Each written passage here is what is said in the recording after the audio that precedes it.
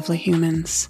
I hope you are having a wonderful day wherever in the world you are today. It is a beautiful summer and only getting hotter, at least where I'm at. As always, this is Sex with Everyone, and I am your host, Riley. And today I'm interviewing Ethan in Mesa, Arizona.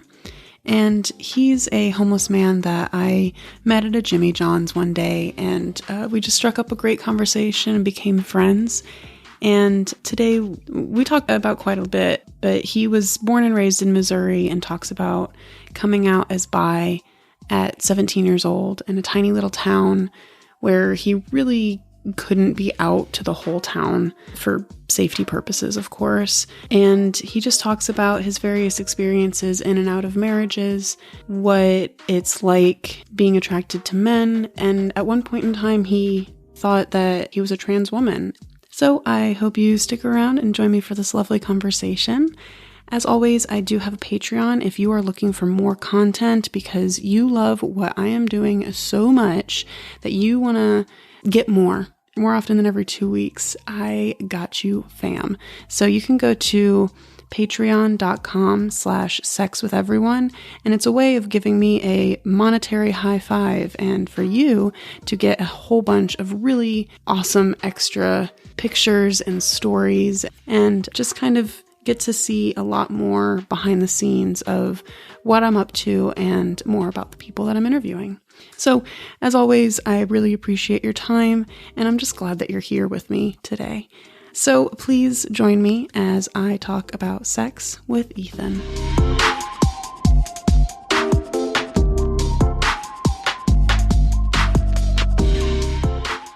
I'm stoked to be sitting down with you and doing this. Thank you. You're welcome. And this kind of stuff is fun for me. I like doing this kind of stuff. Why? I don't know. I've always kind of wanted to do a podcast YouTube channel.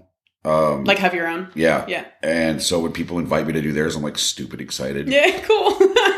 I've been on a few. What the hell is the name of that one? It's not a super popular one, but it's an atheist one, and it's a lot of dick jokes and fart jokes and stupid shit talking, and the whole that. Yeah, I've been on a few different podcasts and had fun with it. Well, cool. Hopefully you have fun with this one too. We're on to a good start. Yeah. So you mentioned your atheism, and I know that you're in the Satanic Temple. So I was curious what, if any, effect being in TST or being an atheist has had on your sexuality, or vice versa in any way. I think it's giving me more clarity.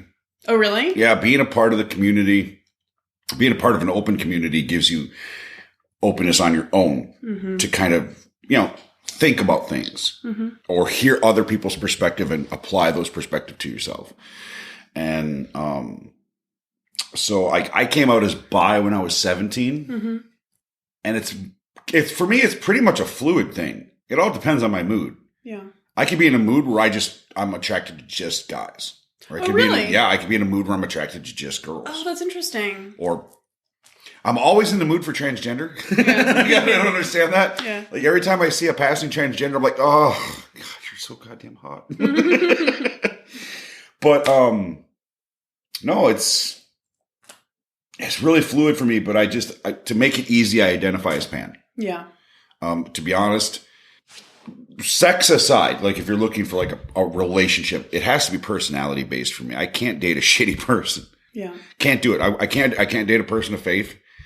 I can't date somebody that believes in astrology. That's stars, right? Astrology, yeah. Astrology is stars. I can't do that. It would just be a fight every time they brought it up. Yeah. Oh my God, you're such a Capricorn. Shut up. Yeah. I hate that. So you're looking specifically, like when looking for partners, having somebody that is also of your same faith of TST, or no? I mean, they don't have to or be just being atheistic. Just non-believer is fine. Yeah, it doesn't have to go as far as I go with it because I'm an activist. Like that's my hobby. It's what I do on my free time. They don't have to be an activist. I just would prefer that I'm with somebody that I have that in common with. Yeah. And I imagine that's the same way for a lot of people. I know of a lot of people who, like one of my favorite podcasters, He is the Thinking Atheist podcast with Seth Andrews. Mm-hmm. He was an avid Christian for many years. He was actually on Christian broadcast radio as a DJ because he's got that voice. Mm-hmm. And he makes a brilliant atheist speaker. But he's an atheist. His wife is actually a kind of a believer. And so they make their relationship work regardless of that. Yeah. I don't have that kind of patience. Yeah. I mean, yeah, more power to him. But yeah. I struggle to see how that works. Couldn't be in a relationship with somebody who thinks I'm going to hell because I find dick attractive. That would be difficult. Yeah, right? Like, how do you do that? How do you cross those streams? Yeah. I can't do it. Yeah. So, as far as relationships go, it's all personality trait. If it's just fun, which honestly I'm not even really that into, but hey, shit can happen. I have no real preference. And I'm mostly vanilla, honestly. Yeah. I do like sensory deprivation with my partner. I'd like to do that. That's fun. So like blindfolds or earmuffs. Yeah. And then like the 4-corner kind of thing where they can't move. Oh, like being bound? Yeah. Yeah, yeah. And then the sex wax, because it melts at like a lower temperature so it doesn't burn the skin. And then feathers, whatever toys you want to. Well, it's a lot more than just sensory deprivation. Is it? Yeah. I don't know. I've never gotten really into the kink world. It sounds like you have a little bit. No, just kind of experimented with. I mean, that's just really as far as I've ever gone. The idea of other stuff tends to make me a little uncomfortable. Yeah. Sure. When I lived in Minnesota, I used to go to the Gay 90s all the time. Now, this is probably the greatest gay bar in all of existence. I love this place. It has the Gay 90s? Gay 90s. It's on Hennepin and 7th in Minneapolis, right in downtown. And it has 5 different themed bars. It has a retro, an alternative, drag stage, techno, and R&B. Now, during various days of the month, they will do various different things with each of these bars. And the techno bar turns into a BDSM stage. And you can sign a waiver. Everything is 100% consent. You have to have consent to do anything in this room. And they will sign you a waiver and you can go on stage and get flogged. Naked. Yeah. Yeah. No. No. Pain is not your thing. No, pain kills everything for me. I mean, that's a pretty common misconception, though, about BDSM. BDSM does not revolve around pain specifically. Pain is an aspect that you can do within BDSM, and it tends to be the thing that everyone focuses on. But sensory deprivation or light, nice touching, like the feathers and the wax or whatever, is also definitely BDSM as well. So I guess I am a little bit of a kink. Yeah. But yeah, pain kills it. I can't with it. I don't know what it is. Like pain doesn't hurt. Yeah. Most of the time. But it just kills my mood. Yeah. It's just not sexy for you. No. Not at all. Yeah. So you said that you came out as bi when you were 17. Is that when you discovered you were into men as well? Or did you know like before that and you just waited to come out? That's when I paid attention to it. Oh, interesting. Yeah. So it's high school. So. And you were raised in Minnesota, right? Yes. Yeah. And a very, very tiny town. So the only people who knew I was bi was my family. And honestly, they didn't give a shit. Yeah. That's nice. Or they didn't pay any attention to it. Yeah. I mean, they just didn't want to know. But the small town I was in, I would never have come out openly as bi in that town. Not back in the 90s. No way. Yeah. That would have been a death sentence. I would have very likely ended up as Matthew Shepard in that case. Terrifying thought. Yeah. And there was a lot of horrible bigots. There's always a first in everybody's life when it's the first time they experience something. The first time I ever experienced racism was in that town. The first time I ever experienced outright misogyny, some dude thought that women were less than, was in that town. Every goddamn thing about bigotry I experienced initially in that town when I was a teenager. And it shocked me. Because I had never thought of those things up to the point where somebody said them to me or said them in my presence. Yeah. My youngest sister was the first generation in that school to get a, what do you call it when a student comes from someplace else? Foreign exchange. Foreign exchange. From South Korea. Her name was Kim, and she and my youngest sister hit it off. Same grade. They became friends immediately. She spoke very good English for being born and raised in South Korea. But it was a constant fight to keep kids in my high school from going to the elementary to be racist to her. Ugh, that's awful. It was a constant fucking fight. I got into physical fights in the hallway with kids in my fucking high school that were in similar grades to me, younger, older, over this poor girl. And I could not wrap my head around, why the fuck would you say that? Why the fuck would you think that? Yeah. That doesn't make, that was the first time I ever slammed face first into racism. Moving further from that, I mean, the older I got, you started seeing refugees from like Sudan and Somalia come to the U.S. and fuck, people lost their goddamn mind. Like, I just couldn't wrap my head around it. These people are war torn. Yeah. This is the first amount of peace they've had in their entire lives. And you're going to hate them because they're different. They have a different culture. Like, they were raised a different way than you. They don't understand. Leave them the fuck alone. They'll learn how to assimilate eventually. So yeah, I know I wouldn't have come out as bi. So you didn't come out as bi, but you and your family did know. Yeah. Did you have any boyfriends or anything? I have never seriously dated a man. I came close. Yeah. A tattoo artist of mine, but there was a difference in expectation of the relationship that we couldn't agree on. Yeah. So it kind of killed it. Yeah. I've been with 4 different men, but I haven't seriously dated one. Yeah. I almost went on a date with one a few weeks ago, but he flaked. The whole new ghosting thing people do. Oh yeah. It's fucking awesome. It's a thing. It's like, I don't know, man. Social media has brought out so many good things in our species, good behaviors and good attachments and the ability to learn. But it also, as that double-edged sword, brought out some really toxic, shitty behaviors in people. When I was a kid, dating was never like that. People didn't ghost you. They owned up to the fact that, well, I changed my mind. I don't want to go on a date with you. Or something came up. It was never just ignore you. That's interesting. I mean, in how I grew up, ghosting's always been a thing. Really? Yeah. Yeah, it's because I'm small town Minnesota. Yeah, maybe. In your small town, did you hook up with any guys there? No. No? Oh, okay. Yeah. I didn't even, the first time I ever even hooked up with a guy, I was 25, 26. Yeah, right. That must have been exciting though. Oh, yeah. It was fucking awesome. After knowing for so long that that's something that you wanted. Yeah, it was awesome. I was super stoked about that. And he was goddamn hot. He was a hairdresser, owned a business. Yeah.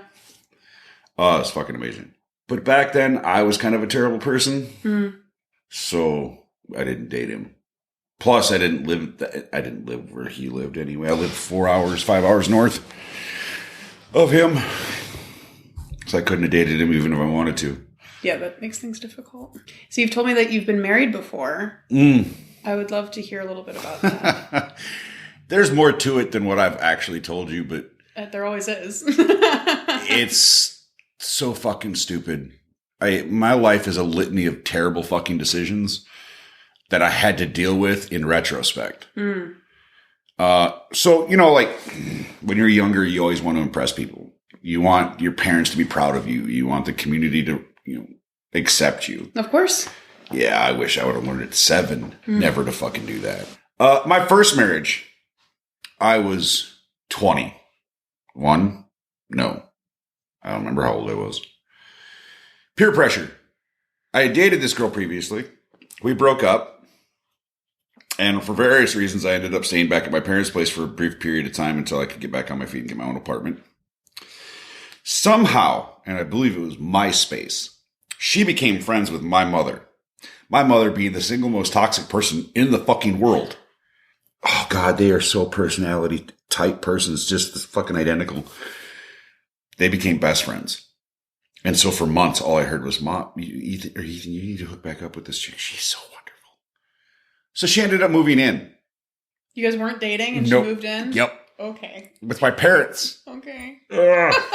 It took 2 months before I caved. Yeah. And started dating her again. Yeah. And then it was nonstop. You should marry that girl. You should marry that girl. She's the perfect girl. Wow. And I don't know how many months I listened to that before I finally caved in on that. Yeah. And so it was peer pressure, and I was way too young and way too stupid, and it should have never happened. That relationship lasted in excess of 9 months before we were fucking done. Yeah. And she ended it by cheating on me with her high school boyfriend. So, second marriage, that one was worth everything. That was the real one. That was the one that is the reason I'll never get married again. Oh, okay. Yeah. Why is that? Well, I had a crush on that woman from the time I was 6. Never had the balls to ask her out. There's every dude out there has one woman he has not got the stones to ask out. Yeah. Could have been some girl in high school. Could have been some girl he grew up around. Who knows? It's just, there's always that one. She was the one. And when I got sick with kidney failure, initially back in 2012, I figured I had nothing else to lose. I had almost died, actually. Prior to this, I was in the hospital for really serious, they had to intubate me, put a tube in my chest, fly me in a helicopter to an ICU, Mayo Clinic in Rochester, Minnesota, which is where like their main Mayo campus is for like being an education hospital. And it was just a few weeks after that, like I was like, fuck it, I got nothing else to lose. What's she gonna do? Say no? Mm-hmm. Right. And she had left her husband weeks prior to this. And she was our family friend. We grew up with her. We knew her. She had called my mom, and my mom told her, yeah, you can have the bedroom upstairs because Ethan sleeps on the main floor in a recliner, because I had so much fluid on my system. If I laid flat, I would literally drown. It would compress my lungs. And so like for weeks she was doing that and I was doing my thing. I mean, we almost never saw each other and talked randomly. And I said, fuck it. I got nothing else to lose. And I told her the truth. Like, I've had a crush on you since I was 6. Like, you've always been that person. And we ended up together. And we were together for 3 years. And we got married. She actually gave me a kidney. Wow. Yeah, we were a blood type match. And then we were married for 4 years, where I went through a severe self-hatred midlife crisis issue. Mm-hmm. And burned every goddamn social bridge and family bridge and everything else I had. And then we divorced in February of 2018. Wow. And then I got married again because I'm stupid. It was a deal. I started dating this girl who I should not have started dating. I didn't know really jack shit about her. I hadn't been single in 20 years. Now I'm suddenly single, living in my apartment by myself. I think it got to me. And I jumped into the first relationship that was available. Yeah. Because I just couldn't handle the silence. How long were you single for? 3 months. Yeah. Maybe a little longer than that. I think we got together in August or September of 2018. So my divorce was February. So for about 6 months, I was single. Yeah. And it was just, it got to me every single day. It was hard. To fucking just. What was so hard about it? Well, I had an active life when I was married to my second wife. Yeah. I had 3 stepkids. We were always doing something. We were either at the park, we were at the gym, we were watching movies together. We were just always doing something, and then nothing. Mm-hmm. And I'm surprised I lasted 6 months. Really, honestly, because that was hard. And I think it was TikTok that kind of got me through most of it. Like, I realized that that's kind of a cliche fucking thing to say or goofy thing to say, but TikTok was a lot of fun. Yeah. Like, initially when I found that out, I was doing goofy dances and I was doing the acting scenes and lip syncing stuff. And it occupied your time and gave you something to do. Yeah, it was an outlet. Yeah. And I very much enjoyed it. And that's actually how I met her. The deal was, if she joined the U.S. military, I would marry her. Why was that the deal? That was the deal because she was one of those types that was just adrift in everything. Like I had a job at that point, the same job working for a glass factory for like a while. Fuck, I don't even know how long. And she wasn't working for like the first several months of the relationship. Actually, I don't think she worked a single job the entire relationship. But I that was the deal. I said, you're a little chaotic. I think maybe the military will help you with schedule, discipline, self-worth. So it was your idea for her to go into the military? Yeah, it was a trade. Yeah. She agreed to it. We got married. Yeah. She went to the military. She flaked. Yeah. Hard. She basically quit right in the middle of basic. They sectioned her, ate her out. She Section 8 out of the military immediately. I don't know what Section 8 is. There are various punishments for various behaviors. Mm-hmm. Yeah, basic training, Section 8 is a removal from the military. Oh, okay. They just kind of get rid of you. Yeah, you don't want to be there. It was their choice, not hers, though. Yeah, well, it's both. She decided to not follow through on her training. Right. She refused to train. She refused to do what she was expected. What was expected of her. And from that point, the relationship just tanked. She was not the personality type I wanted to be with. Completely irresponsible. Way overly emotional. She would get mad. I was working a rotating schedule, 12-hour shifts at this glass factory in the shipping department. Mm-hmm. So, I'm tired when I come home after 12 hours. I want to go to sleep. What does she want to do? Have sex. Mm-hmm. If I'm not in the mood, she immediately throws an emotional tantrum. Yeah. Starts crying because apparently, according to her, sex is how you prove you love somebody. Yeah. She was just, what I mean, when I said that it was a relationship I shouldn't have gotten into, I wish I would have gotten to know her better before I got into that relationship, because it was just an emotional roller coaster ride all the time. She had no emotional maturity. She just couldn't understand other people's perspectives or point of view. I said, I'm tired. I want to go to bed. It has nothing to do with you. Right. I'm tired. And, that ended in a lot of fights. We were fighting constantly by the time. I don't think I've ever fought with anybody more in a relationship. And so she now lives in New York. And do you talk to any of your exes? No, I don't. My second wife is remarried, and she's happy, and I want to leave it at that. Great. Yeah. Largely the failure in that relationship is my fault. Yeah. You said that you went through like a period of self-hatred. Yeah, it was really deep. Yeah. Did you ever come out of that? Oh yeah. Yeah. I did. I came out of that in a sense of hysteria. Like, let's just one day, like I think I told you about the other day. I was sitting outside on the sidewalk smoking a cigarette, and I just started to hysterically laugh for no apparent fucking reason. And then when I got done laughing, it was just a huge amount of processing all of that guilt. And it took me some time to move on from that, but I recognized the things I did wrong, and I tried not to repeat them. Mm-hmm. So since then, it's all we can ever do. Yeah. And so since then, I don't hate myself for the things I've failed at. Yeah. I don't care about other people's opinions anymore. I wish I would have learned that lesson at a much, much younger age. Everybody should learn that lesson. Yeah. Stop caring what people think, because if you think that people are constantly disappointed in you, it's going to constantly rip you apart. Mm-hmm. It's going to put your head in a really bad place. For me personally, suicide was never an option. The most miserable I've ever been was early on, before I had that near-death experience with the kidney failure. Mm-hmm. Right before that, I was healthy before I got sick, 165, 170 pounds muscle, in good shape. Mm-hmm. At the time, when I got sick, I went to 220 pounds of fluid weight and felt absolutely miserable sick all the time. Yeah. There was no sitting or laying down that was comfortable. There was no way to just get comfortable in any situation. Standing, walking, none of it. It all sucked.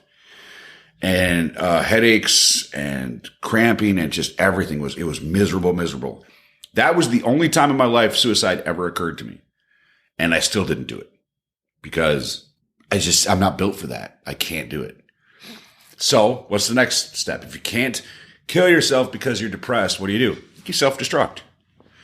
You tear yourself down. You think of yourself in all of the worst possible lights. Kidney failure did not help with that because it limits my options of what I can and cannot do. Mm-hmm. And considering I was blue collar most of my life doing construction and stuff, I can't do any of that anymore.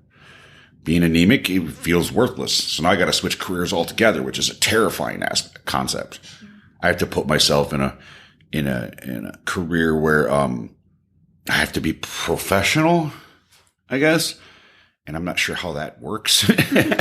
I grew up on a farm, cussing and spitting and drinking. Like, I've never been in a professional setting before, so it's something else I've got to work on. But like, when you start tearing yourself apart because of what you perceive other people's expectations are. And you're never going to live up to all of them. No. It's not possible. Nope. Because everyone has different expectations. It's and some people don't even know what their expectations are. They're just mad at you all the time for whatever reason. Mm-hmm. That's my mom. She does. It's usually projection. You could never make her happy. Yeah, I think that's really what it is. It's projection. But you could never make my mom happy. You had told me the other day about this time period where you thought you were trans. Yeah. That was part of the self-destruction. How did that come about? Well, okay, so suicide not being an option. I hated everything about myself. I hated everything that I couldn't accomplish or keep up with. I couldn't do what the people who loved me expected me to do. Mm-hmm. I just felt like an absolute failure all the time. And so it got to a point where being suicide not being the option, the only other option is change who I am, become something radically different, mm-hmm. be something other than who I am, change every aspect of who I am as a person. And that failed fucking miserably. That was the catalyst for my divorce from my second wife. I went so far as to go on estrogen for 7 months, which fucking sucked. Yeah, what was that like? It's just being moody. Yeah. I was doing the injection of estrogen. After the injection, it would take about 30 or so minutes before I started to feel whatever. Mm-hmm. But like I couldn't watch. So you feel effects pretty quickly. Yes, wow. Yeah. Your body. Well, my body metabolizes things really fast. Yeah. I've always been that way. Like I metabolize food fucking instantly. I can be hungry, eat full, and 2 hours later hungry again. Mm-hmm. But I would be sitting there watching a show like Extreme Home Makeover or something like that, and I'd just start bawling for whatever reason. It was an emotional roller coaster ride like I'd never been on before. Mm. And there was a part of me that was asleep. I really didn't recognize what it was I was doing to myself. I really don't know. Like it's actually probably the most confusing thing I've ever been through in my life. I would love to talk to a psychologist about it. Maybe get their purview. I haven't, but I would like to. Like maybe there was some type of psychosis there that just with traumatic events, you can shield your own memories from yourself, stuff like that. Yeah. I think there might have been a piece of that, like not really completely shield my memories, but maybe cloud my judgment or something like that. Because when I came out of it and I did like the whole hysterical laugh thing, that was like a serious moment of clarity that I hadn't had in months. It was the weirdest sensation ever to look at my life over the past 7 months from that position and see it for what it really was. Yeah. That it wasn't, I'm not transgender. I hate myself. Yeah. You're trying to escape yourself. Yeah. And there was, I think, a part of my brain that was clouding that for those 7 months. And it was so fucking weird. Yeah. Brains are powerful. It's such a goddamn annoying thing too. Yeah. We have no real understanding of them or how they work. I mean, honestly, that's why I love neuroscience and I want to know more about the brain. I want to know more about how the brain works, what it does, how it does, why it does. Because had we known more about the brain at the time, I could have prevented what I went through, which I would have preferred. What was that like to go through transitioning? Painful. Yeah, I mean, like aside from estrogen, like what was that like with your family and your wife? Oh, that burned every bridge. Yeah. And my wife was super supportive initially. Yeah. She was really cool about it. But it weighed on her. It dragged on her over time. I think it kind of eroded. Another aspect, I think, that what started it, the separation in the relationship was I got a job as a truck driver. For the first 4 years, we were attached at the hip. Couldn't separate us. Did everything together.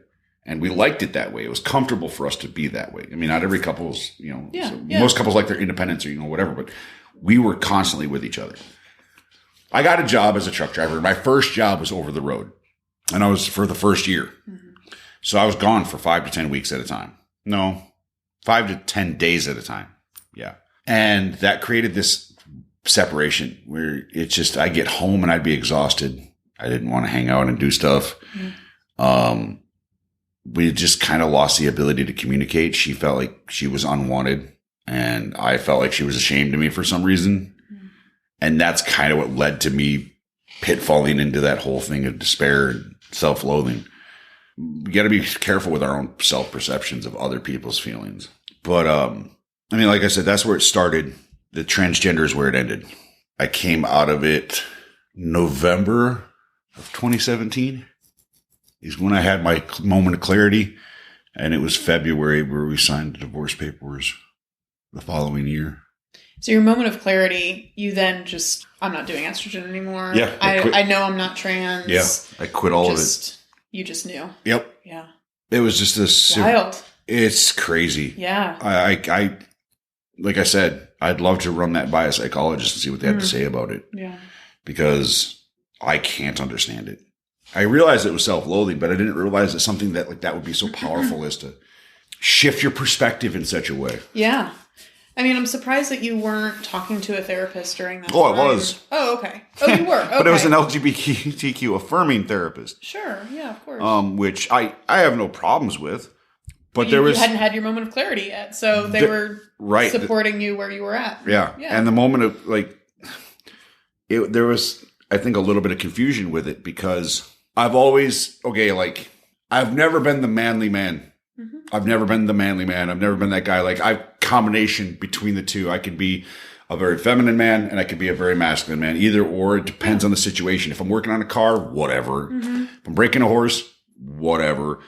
I played with dolls. Yeah. I did very artistic stuff. I washed dishes. I mopped floors. I did everything. There was no gender role specific for me. Right. And I fell into myself in my early 30s after my divorce. I discovered a lot about who I am and who I'm most comfortable being. And I'm the most comfortable I've ever been on a motorcycle. Hmm. That's my happy place. That's my therapy. Riding Harley. It's just, my brain goes numb and I don't have to think about shit other than just driving defensively to keep myself safe. Mm-hmm. Other than that, it's like the happiest I've ever been. Yeah. No thing in my life made me happier than riding a motorcycle. And so I did that a lot during the marriage and then mostly a lot after the marriage. After my divorce, I ended up buying a Sportster and I spent an ass and a load of time on that, even to my own peril, because Sportsters aren't the most comfortable bikes to ride. But yeah, I'm still kind of discovering things about myself. I don't know. We always are. I mean, that's a never-ending journey until we die. People, unless you're, and I use the term, I guess, loosely, ignorant, you don't recognize change. I mean, ignorant people don't recognize change, right? Yeah. So they want complacency. They want to know what to expect so that they can have that illusion of control over their lives. I don't like that. Yeah. I hate complacency. I like the random. I like the chaos, even though it does make life a little bit harder to live in a lot of ways. It's more comfortable to me. Did I not know what to expect? Yeah. And so I like that I'm still changing and evolving and learning. And it's fun. Yeah, me too. I mean, it makes life just so much more interesting to know that I don't have it all figured out yet. You know, there's always something else to learn. There's always another hobby to try out. There's always new aspects of myself to deep dive, you know, like I would not have it any other way. Oh, and I deal with that constantly. Okay, why did I respond that way? So here's a curious one. Yeah. I grew up, like I said, on a farm. Mm-hmm. If somebody in my childhood would have bought a truck, and it happened frequently, I went to high school with girls who built their own trucks. It was for work. Mm-hmm. It was never just something that you put on rims, low profile, mud tires, and lights, and all pretty stuff. But I moved down here. Mm-hmm. And one of the rules I set for myself, I mean, even as a teenager, was never yuck on other people's yum. Mm-hmm. Because everybody's going to be different. Everybody has different things. But it blows my mind that I live in a city where there are rednecks who've never been 500 yards from a fucking horse or baled hay, or they have a lifted truck with all these pretty lights under them. And I'm just like, I want to respect what you're doing. I do. But I grew up in that lifestyle, breaking horses and baling hay and shoveling shit and, work trucks trying to keep that fucker running because it's half dead because we use it all the time. So like that aspect of me, I'm trying to understand like why. It just had different qualities for you. Well, yeah. Right? You just used it in a different way than they do. Right. So I'm trying to understand why I have an issue with it. Like, why does it bother me that for these people it's just a style and I actually lived it? Like, I don't understand why that bothers me. Yeah. And so, like I said, you learn something new about yourself all the time. So I'm trying to discover that part of like trying to dive a little deeper into it. You recognize that you have a bias there. Yeah. And now you get to like self-reflect on why you have that bias. Yeah, I'm trying to figure it out. That's awesome. I haven't made any headway yet. Yeah. I think, well, it may be jealousy. They got to be that for free. I had to grow up and work with it. Yep. So that might be it. I don't know. I'm still working on it. It sounds like you hit it. Because, I mean, unfortunately, that is like a cause for a lot of irrational bias. Yeah. Jealousy, especially when you're talking like difference between generations. Oh, yeah. Or even political beliefs. Yeah. The newer generations got it so much easier, except they don't. They never do. No. Yeah. Every generation it just does that. Seems easier. Yeah. It isn't. I mean, you go back to 1970, and you and I've had this conversation. There was no credit checks. Apartment complexes didn't demand 2-3 times income to maintain. Fuck, I'm on the verge of living in a van like you, just because. I actually drove through an RV park today. I was like, I wish. Yeah.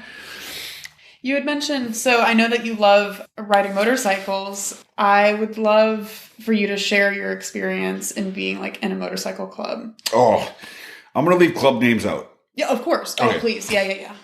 Initially, it was great. Yeah. Right off the bat, it was awesome. Yeah. There was this real sense of brotherhood. There was this real sense of camaraderie, and I felt like I belonged. Plus, it was kind of like a fuck you. The specific club I was a member of was a fuck you to the MC world, which I like anything that says fuck you to authority. Yeah. That's my like bread and butter. Yeah. I have ODD. Oppositional defiance disorder. It's a learned behavior when authority figures abuse their power so much in your life that you can't trust any authority figures at all, which is why I'm probably such an atheist. But yeah, I loved that club.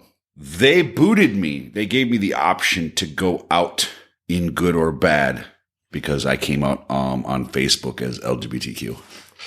That actually happened right before the whole trans thing did. Yeah, right. Or right at the same time. Yeah. Kind of coincided. So I lost my brotherhood. Yeah. My wife and I weren't clicking. Yeah. I think I wasn't even talking to my mom at the time or my family because there's just a lot of bad blood there. So like it was a lot. There was a lot of things that were just piling on. Yeah, that's a lot. Before the whole midlife crisis thing. So, but I loved it. Me and my chapter president rode together all the time. Yeah. And one ride we went 6 hours from southern Minnesota to northern Minnesota in 45, 50 degree weather, and it rained for almost all of it. That sounds terrible. And I was riding at night, like both him and we rode with another member of the club. It was him, my chapter president, and one other guy. And they were both riding full dress bikes with fairings and like hand warmers in the grips. Yeah, right. I'm riding a 1998 Dyna Super Glide that I had chopped up and taken all the paint off of with 16-inch apes. Yeah. Riding like this. For 6 hours. With no cruise control. Oh. So my right hand was locked in place. Yeah. I had to peel my hand off the grip when I got there. When we finally got there, my knuckles were locked, and I had to peel my hand off my fucking throttle. It was still fun. I don't care. I mean, great. It's a hell of an experience. Yeah, my leathers were soaked, and I was a frozen human popsicle. But I was happy. Yeah. I was happy that I got to ride 6 hours worth. And there was another ride that me and a prospect. I didn't sponsor him. I was the road captain for my chapter, but I didn't sponsor this guy. He was sponsored by one of our other guys, but he and I became friends. Yeah. And he and I rode 12 hours. Now, my second wife came with me on this trip because we had got sold the 98 Dyna, and we had gotten a 2011 Electric Line, which is a big bike. It's got all the fairings in the trunk and bags and everything. We road tripped from southern Minnesota to the western border between Montana and North Dakota. There's a place out there called Medora. And they were having a regional club party. So the prospect came with me. He rode his bike with his girlfriend. I rode mine with my wife. 12 hours. 12-hour ride from southern Minnesota to North Dakota. Wow. And that was a fucking blast. Yeah. Man. I hated that bike. Yeah. It was a love-hate relationship. Yeah. It rode like a goddamn cloud. Yeah. The most comfortable bike I've ever ridden on. And it had cruise control. And it had a stereo. It was awesome. But at the same time, it was really heavy. So like if you're in town, in city limits, you're going 30, or I'm at a stoplight, or I'm at a gas station or something, that bike is just heavy. Yeah. Man, so I didn't like that aspect of it. Which is why now I want a street glide.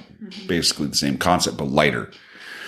Do you have any like crazy sex stories or anything that comes to mind during your time in the motorcycle club? No. Really? I have these preconceived notions. I've never been in a motorcycle club, but like I've seen in a 1% club, you might. Yeah. But this was not a 1% club. I see. Okay.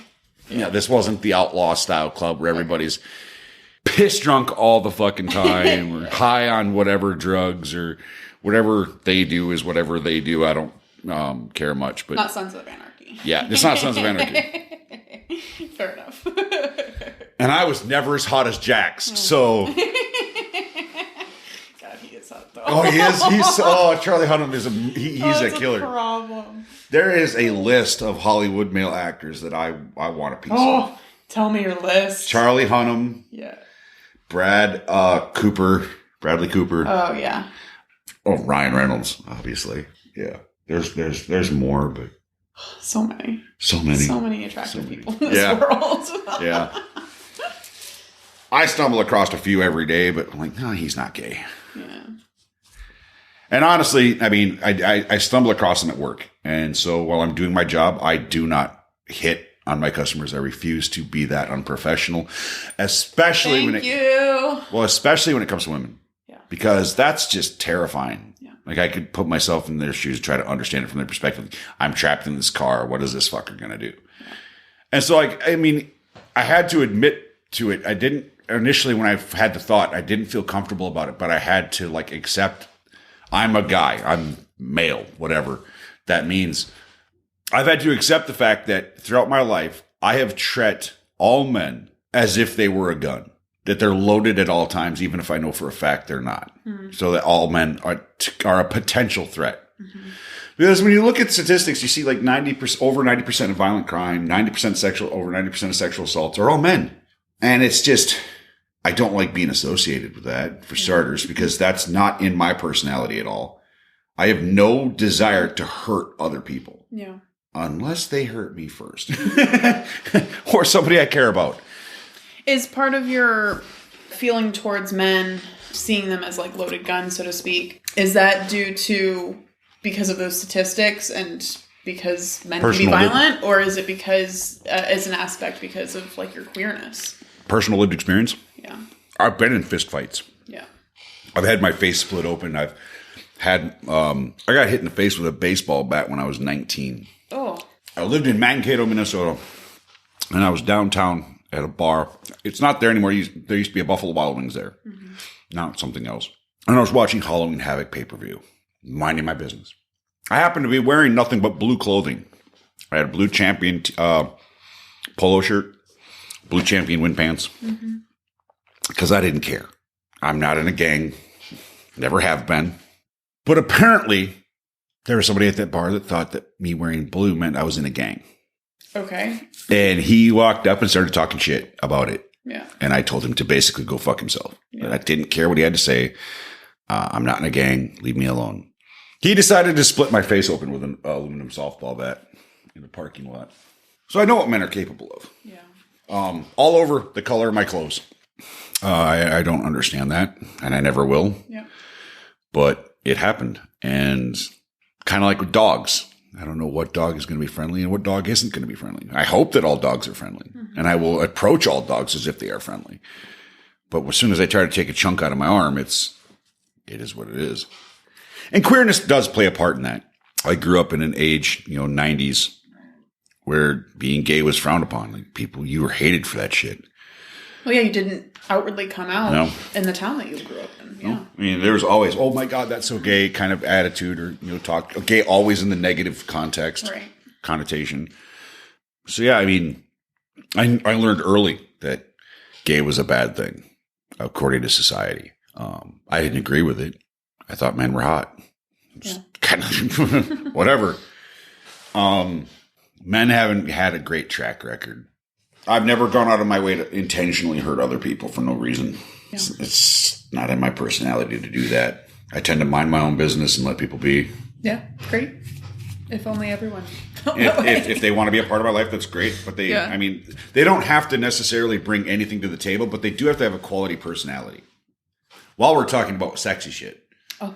Yeah. Bring it. The sexiest thing anybody can do is talk to me about intellectualism. Like, I had a guy in my car as a customer, and I wanted to hit on him so bad. What was he talking about? We were having a discussion about intellectual fallacies. Yeah. And he was just going into depth with it because, he had gone to school for philosophies and all this other stuff. If I'd have been a girl, my chair would have been soaked. I was so into it. I would have let him have his way with me so many times. I love intellectual conversation. It is the single most attractive thing anybody can do. I don't care if you're a 10 and you're ass, dude. That does less for me than somebody who can discuss with me neuroscience or astrophysics or, God, it's hot. It's so hot when you get to talk to people who know what the fuck they're talking about, like experts in a field. Yeah. That really does it. It really does do it for me. I don't know what that even is or how to process that, but that was one of those things I discovered about myself. Yeah. So the term is sapiosexual. Is that what it is? Yeah. Mm-hmm. I've heard that term. Yep. Sapiosexual. I should look that up. Look that up later. Yeah. You might learn some things. Yeah. Definitely have to look that up later. Because that's a whole thing for me. Yeah. Personality and intelligence, man. Yeah. Sapiosexual is being attracted to intelligence, as far as I understand it. Mm. And then demisexual is being attracted to somebody's personality instead of like physical. I thought that was pan. No, pansexual is being attracted to any and all genders. So I'm a pan demisapio. Nice. Yeah.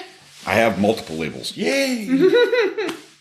I mean, a lot of people have. I don't think anything is black and white. Right. Like a lot of people have something to say about, I don't believe in labels or I don't like being labeled or whatever. And I totally appreciate that viewpoint that it's not for everybody. But for a lot of people, having the term that suits them closer to what they, what their lived experience is can be freeing. I don't understand that instinct. Yeah. I don't understand that instinct. I don't like labels. Yeah. I don't understand that. It's like you're trying to live outside of a box, but you're putting yourself in a box to do it. Yeah. It doesn't make any sense to me. It's because, teach their own. But language is important, and how we describe things, we have to have labels to describe something. Yeah. And like on TikTok, it frustrates the shit out of me. So now, in retaliation to the LGBTQ community requesting people follow pronoun protocols, cis people are like, you can't call me cis. I do not identify as cis. Okay. And I'm like, first off, cis isn't a fucking pronoun, you goddamn potato. Right. It's a fucking adjective. Yeah. And it's a descriptor for somebody who is... Their gender matches their sex. Yeah, it's just ignorant people wanting to butt heads against something that they it's the same thing as White Lives Matter. It's bullshit. Yeah. It's just they want to be antagonistic, and labels help me make sense of the world. Yeah. And I think that's necessary. I don't understand why that instinct that people have to run away from labels. Yeah. Everyone wants to be, unique, and I get that. I love... there was this back in the early 2000s. There was this huge thing on like not social media per se, kind of like yes a little bit, but they were called demotivational posters. Oh yeah, I loved these things, and the one of them that stands out in my mind every time you talk about the uniqueness of an individual. There's one demotivational poster. It's a row of forks, and the very last one is bent to shit. Mm-hmm. And it says unique. Just because you are unique does not mean you are useful. I don't believe in free will at all. Not in any stretch, not in any way. I don't think free will is a real thing. I think that our brains are predeterministic. Subconsciousness rules our existence. Mm. We don't get to decide our personalities. We don't get to decide the foods we like or don't like. We don't get to decide the music we like or don't like. You either like it or you don't. These aren't decisions, conscious decisions we get to make, right? We are predisposed to certain moods and behaviors, and your environment impacts those, as well as like trauma, emotional, physical, or mental, that may occur, can alter your personality. But largely, you just are who you are. And the best I can do is just try to understand it. Yeah. I'm tired of trying to fight it. I'm not going to do that anymore because that led me down a whole terrible road. So I'm just trying to understand. It is difficult to understand things if you can't experience them, though. And especially with sex. Sex is something that's very difficult, especially these days, I think, to experience. I mean, how often are people offered threesomes or like orgies? Like depends on the person, I guess. Yeah. And the circles you run in. The last time I was offered one of those was back in 2005. Yeah. And I was dating somebody at the time, so I said no. So I don't know. I don't know what kinks I actually have when it comes to sex. I know that I like the sensory deprivation because I get enjoyment from my partner enjoying it. Yeah. I like that aspect of it, but I don't know because I haven't done other things. I haven't gone down that rabbit hole very deep. So I know you're on dialysis. Mm. I'm curious if there's any, I don't know if you've just experienced any side effects as far as... Oh, yeah, absolutely. My penis does not work the way it should. Mm.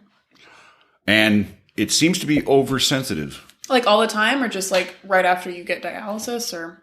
All the time. Yeah. And it's random. Sometimes it works, sometimes it doesn't.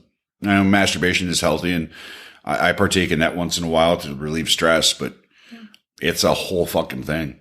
I mean, my resting blood pressure is 200 over 140. There's going to be physical aspects that are going to affect your sex life. And that doesn't matter if you're a man or a woman or if anything in between. Yeah. It doesn't matter. If a lot of men suffer from things like ED. It's a real issue. Yeah. Though, in all honesty, I wish we would give women the same credit we give men when it comes to stuff like that, sexual dysfunction. We don't in this society. We have these amazing boner pills that any insurance company will pay for, but half of the insurance companies won't give contraception to women, equally. Right. So it's like a whole thing, but there's a lot of different reasons you can have ED. It could be some type of heart disease, could be a blood pressure issue, could be any number of reasons. Could be a mental, could be a psychosis. It's just, and so far, I think for me, it's just a blood pressure issue. Has that affected your dating life at all? Not really. Yeah, that's awesome. I guess it's lessened my desire. To date. Yeah. Yeah. Because, why is that? Well, sex is a part of any relationship that you're going to take seriously. And if you're not physically capable of it, can kind of have a negative impact on a relationship. It's not just the sex. There's other reasons that I stray away from relationships or I stray away from dating. I guess maybe my standards have risen. I want somebody who's kind of like me. And my relationships in the past taught me a lot. Like the consequences of the mistakes I've made have taught me a lot about who I am and what I want in life. And it's not to be married. Yeah. It's not to own a house with a white picket fucking fence. I'm not that guy. Yeah. I'm not Leave It to Beaver. Yeah. I can't do it. But I do want a relationship that's mutual expectation, a little bit of independence and a little bit of codependence. Mm-hmm. I'd have a partner that has their hobbies, and they don't expect me to partake in them. And I have my hobbies, and I don't expect them to partake in them. Mm-hmm. But we also have hobbies that we enjoy together. And so we can spend that time doing these things together and stuff like that. Like, I love anime. I don't have to date somebody else who loves anime. Yeah, I don't. Right. But maybe maybe we both like board games and want to play Yahtzee. Yeah. Score. Could do that. Maybe we both like going bowling just for the shits and giggles of it. Yeah. Or maybe movies or hiking, which I do actually want to start. I want to get into hiking again because there's a lot of really pretty scenery. Tons of trails in this area. Yeah. Oh my gosh. And I want to get up on one of those mountains to see the kind of the city from that aspect, from that perspective. Afterwards, I can definitely give you some.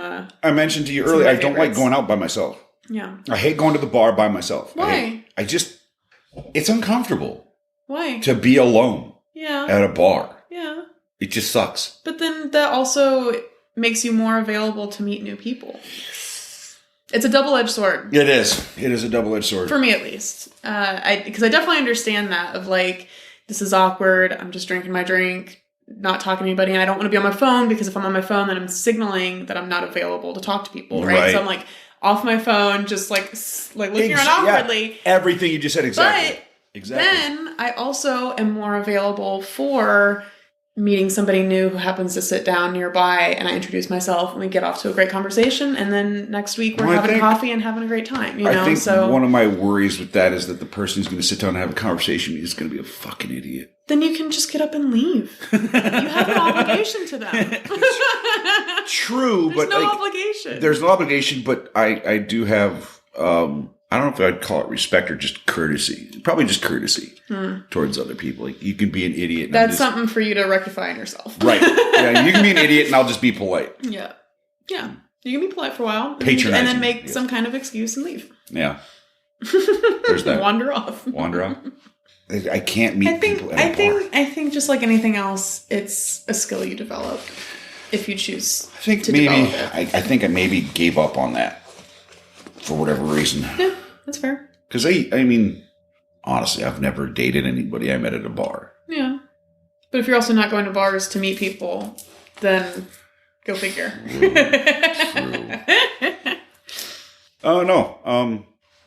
But as far as like relationships go or stuff like that, I guess I have certain standards and I don't want to drop the ball on them. Yeah, I mean, and that's the beauty of getting older is that we learn from the experiences we've had of what we do and don't want in our next person. Well, and there's a part of me that wants to give me shit for my past with dating and being married and everything else. But then I'm like, wait a second. As bad as I have it, somebody out there is doing a worse job than me. Yeah, and also you wouldn't be who you are today if you hadn't gone through that. Right. Right? Like, for better or for worse.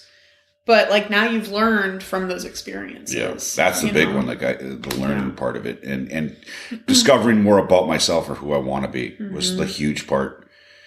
That last marriage was, like, that shit was hugely impactful. My second marriage was hugely impactful on me going down the road of discovering who it is I am. Yeah. And what I expect in my life and where I want to be. And I'm still... Like I said, learning every day is a new thing, and I'm trying to get to a place now where I can swap careers, something that's going to be conducive, or I can do with dialysis that isn't going to, interrupt that schedule or cause issues. I mean, most companies won't hire me for any jobs because they're not going to hire you to work every other day.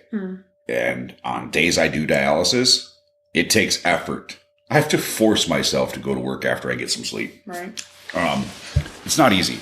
Yeah. And on days without dialysis, I can feel shitty for whatever various reason. And it's just a constant force myself to be an adult kind of situation. There are days I just can't get the fuck out of bed at all. But swapping my career, moving in that direction, here are the things I like about life. Here are the things I don't like. Here's what I want to fix. It's kind of where I want to be. I'm never getting married ever again. That is completely off the table. That will never happen. And I'm never having any more kids. That's never going to happen. Yeah. Are you fixed? No. I tried. when I was 19. Oh, yeah. And the doctor refused to do so. Which is so dumb because it's reversible.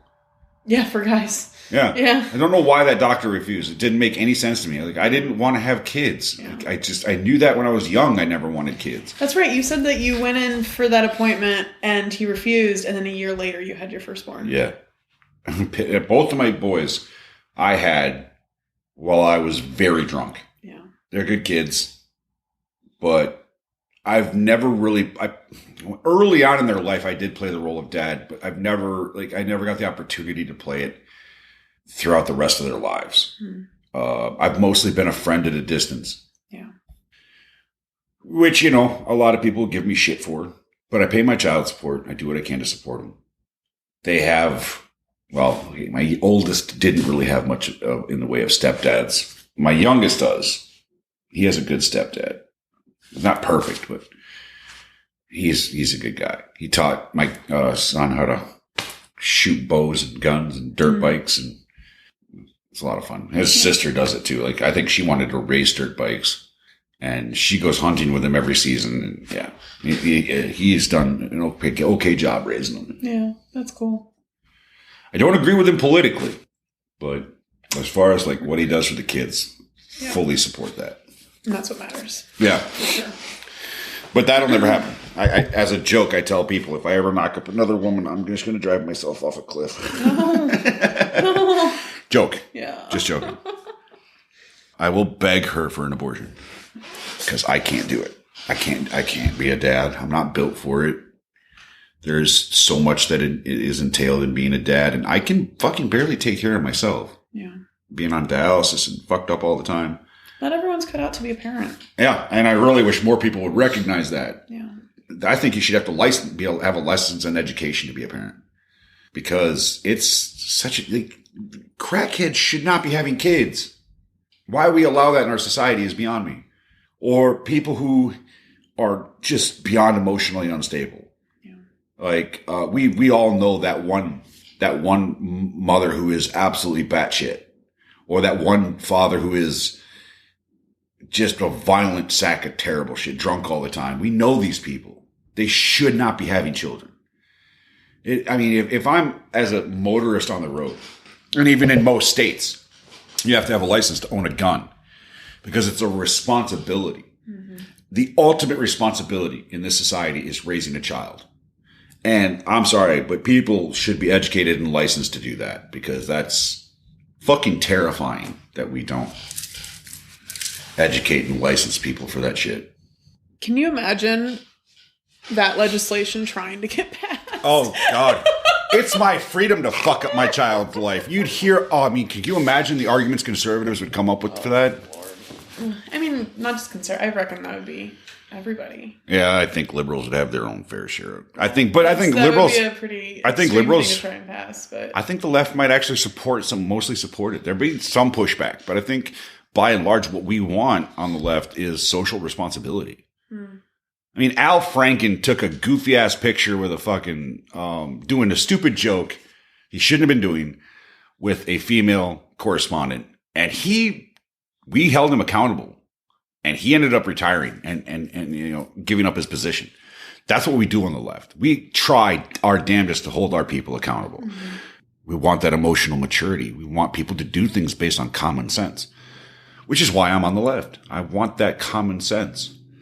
I think that if you're going to be responsible for other motorists on the road, and that requires a license, then you should require a license to be responsible for this life that you brought into the world. Yeah. And, people keeping kids out of some misguided social responsibility. I don't understand that. It just adds more suffering to the world. Somebody who doesn't know what they're doing, being a parent, fucking their kid up for life. And it's a vicious cycle, because that kid's going to grow up fucked up and fuck up their kids. And it's not good, man. So much abuse, so much suffering and pain in this world. And it's all unnecessary because we just don't take on social responsibilities like we should. I'm not innocent of this. I'm guilty. Both of my boys are the result of me getting intoxicated. So I'm equally fucking guilty of this shit. Yeah. But at least I'm aware of it. And most people, I don't think they won't admit that to themselves. Like I said, as far as relationships and everything goes, I'm looking for something that's simple. I've had enough complicated in my life. I'm good. I'm so beyond it. Just get along. I don't want complacency. Like that's not, I want a partner that's going to challenge me, obviously. But I don't want, do these jeans make my ass look big? I don't want that because I'm an asshole. And I'm going to say yes. Yes, they do. Would you fuck me or would you fuck my best friend if I died? I don't know. Maybe. The stupid questions, the stupid drama that you get in some of these relationships, like these people who want to test their relationships. You see it on TikTok. They have these challenges. They're like relationship tests. And I'm just like, why? Why annoy the shit out of your partner intentionally? Are you wanting them to leave you? Like, right. I don't get it. I don't want that aspect of it. I mean, I want to be a little antagonistic because that's kind of fun. But I don't want it. It sounds like you want somebody that you can give shit to. Get shit from. And also get shit from. Yes. Yeah. A give and a take. Just simple. I just want it to be simple. I don't want it to come with all the excess nonsense, the unnecessary drama. We socially have an expectation. I think marriage is almost always doomed to fail. There are some people who can make it work, but it's a personality type, I think. We have this unwritten expectation socially in America as a culture of what we think marriage is. And so when a couple gets married for the first few months or the first few years, they're waiting for that shoe to drop. And so their marriage is relatively unaffected. Yeah. But when that shoe eventually, when they both realize that shoe is not going to drop, that the marriage isn't going to change the relationship, because the expectation we have versus the reality of it, they're not the same. Mm. And when they realize that expectation isn't going to get met, you will see relationships fall the fuck apart. Which is why we have such a high divorce rate in this country. And people also realize that I think we're starting to wake up to the idea that people change. Who'd have thunk it? Your taste buds, on average, I guess, like they say, that your taste buds change every 7 years. You know, right. One of the problems I see with humanity in general is that we're always looking for this place of permanence, rather than this place of consistent movement. Mm-hmm. And marriage, to me, is an institution of permanence. One person for the rest of your life. I actually read a study, I don't remember when it was years ago. It showed that couples that cohabitate together, do better in healthy relationship metrics than married couples of the exact same time period. Oh, interesting. Yeah. It's because of that unwritten social I think, and this is just my own hypothesis, but I think it's because of that unwritten social expectation. We got married. Now, there's this expectation that comes with this, but it never comes. That expectation is unrealistic. It doesn't apply to real life. Mm-hmm. We mostly get this from Hollywood, TV shows and movies, I think. Might be a part that influences it, but that's just my hypothesis. I'm probably a fucking idiot. But I honestly think that marriage brings with it an expectation that can't be met. And once that expectation isn't met and both parties realize it, it's going to end the relationship. And so with people who cohabitate, there's no unnecessary expectation. Yeah. They're either happy together or they're not. And so when you're married and you're not happy together, there isn't this like unwritten rule where you have to make it work or you're a failure and the worst person in the whole world and you're going to die alone and tie religion into that where you can't get divorced. I mean, that kind of shit. Yeah. Yeah. Marriage is a terrible institution. I think that we should have instead social contracts. I like you. Oh, you like me? Cool. Let's sign this 2-year contract and we'll renegotiate after 2 years. Why the contract at all? Well, expectation. You can define your expectations in the relationship. Yeah. And certain behaviors void the contract. You cheated. We're done. Contract void. It makes more sense. I mean, especially if you're talking from like a legal perspective, because if you're just dating, if you're cohabitating together, and say you get into a car accident, like say you and I are dating, we're cohabitating together, and you get into a car accident, mm-hmm. I have no right to visit you in a hospital. Mm-hmm. If you're coma or if you're seriously injured, they won't tell me about what's going on with you medically. Right. So the social contract kind of replaces marriage on that in that sense. Oh, I see. For medical. Medical stuff, serious. Like if you need to deal with bills, rent, other things that might play a part. Taxes, whatever. I think the social contract would replace marriage in that sense. And be easier to dissolve than divorces. Yep. You wouldn't have to. Divorce is a nightmare. It's expensive as fuck to get divorced in most cases. Like if you have kids, and that's even worse. So I think social contracts are, like you said, easier to dissolve. And as far as like a social contract goes, I think it's going to change the overall attitude of both parties. If both parties agree to dissolve the social contract, I think there's going to be less animosity than going through an ugly fucking divorce that goes on for 2 goddamn years, and you're fighting custody and you're trying to get material shit. What's yours at the beginning is yours at the beginning or at the end.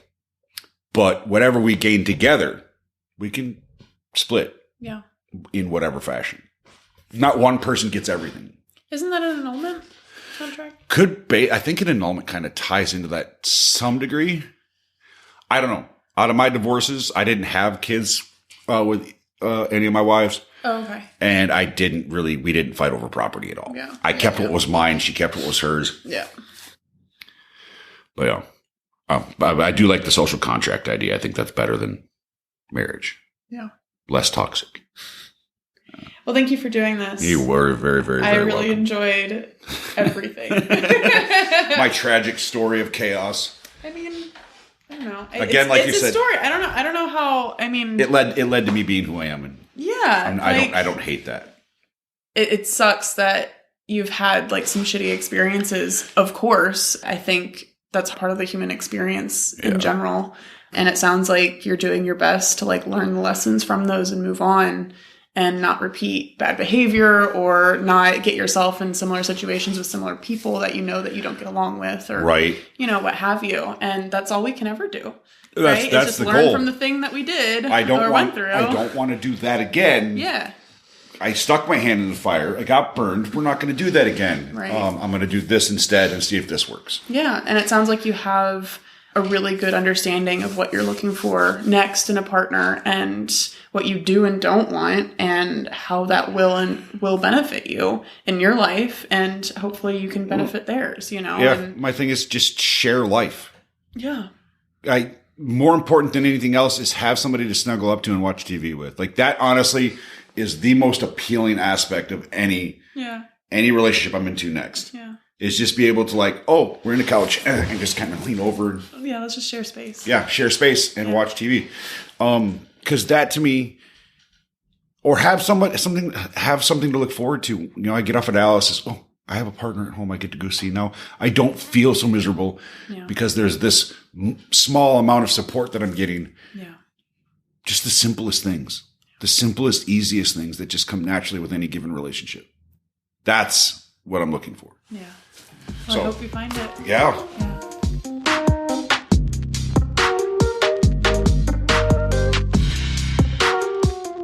What an interesting interview. I really enjoyed talking with Ethan because he had a pretty unique outlook on a lot of things that I really enjoyed hearing about.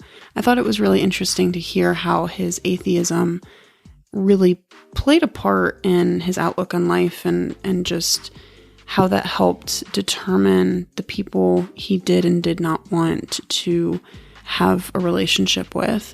I think a lot of people can kind of identify with that in their own respects of wanting a partner that has similar belief systems and ideals. So I thought that was really awesome to be able to articulate. I thought it was really interesting how at one point, he was going through so much that he thought that he was a trans woman and went so far as to start hormones and how that really affected his life, all to kind of come out on the other end of that, realizing that he's really not trans. He's just going through a lot mentally and was trying to escape himself. I thought that was really interesting.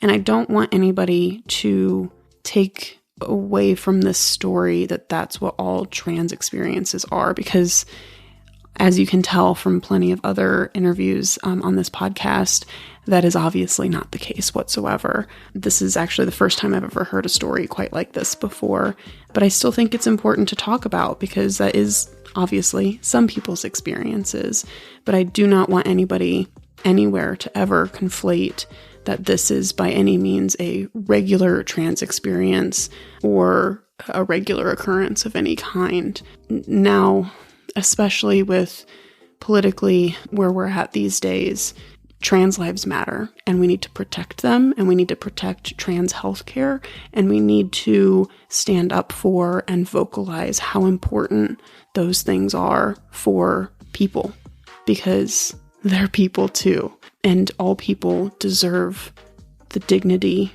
and respect and human rights that everyone else has. It's something that I feel very passionate about, and it is something that affects my friend group directly, and it breaks my fucking heart that this has to be said out loud at all instead of inherently being true and understood and believed by all people. I think it's shameful that we have to try and convince other people to have a shred of humanity. So, I really appreciate Ethan sharing his story with us, and his story is so valid and so important to talk about. But again, I do not want anybody to conflate anything more than what it is. Ethan's story. Anyway, moving on. Next episode in 2 weeks, I will be talking with Cece, and they are 23 years old and female body working in the military. And so we kind of talk all about that and a whole lot of other things. So please stick around and look forward to that. As always, I do have my Patreon. Once again, it is patreon.com/sexwitheveryone. Go check it out if you want. So I hope you all continue to have the best of days, the best of weeks, the best of summers. And in all seriousness, I hope you have a great day. Stay awesome, friends.